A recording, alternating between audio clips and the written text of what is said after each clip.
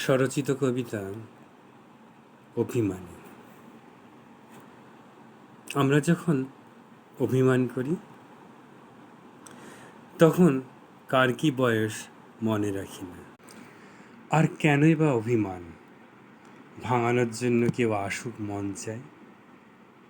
যত দিন যাচ্ছে ততই বাড়ছে কেমন যেন শূন্যতা, আরও বেশি উদাসীনতা। না, আজকে রেষারেষি রাজনৈতিক অভ্যেস। ভালো সম্পর্ক খুঁজে পাওয়া দুষ্কর, এক বিচিত্র মায়াকান্নার হাহাকার। সবাই যে বাঁচতে চায় আবার সব শেষ করেও। তাই অভিমানে জেগে ওঠে মনে মনে অভিমানী সুর। যখন কেউ চলে যাবার পর অভিমানী সুর বলে ওঠে, আমি করি না মিস। যাক বাবা, বিদেয় হয়েছে আপদটা।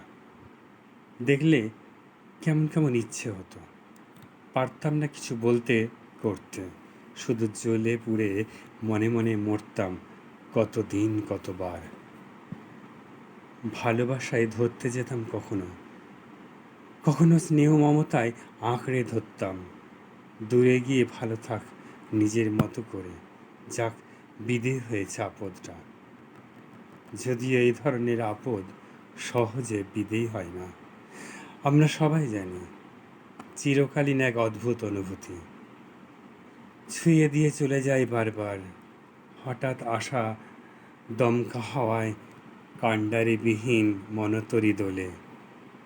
মান অভিমান ভুলে বাঁচার আকুতি, শুধু স্মৃতি ছবি আঁকড়ে ধরে, শুধু স্মৃতি ছবি আঁকড়ে ধরে।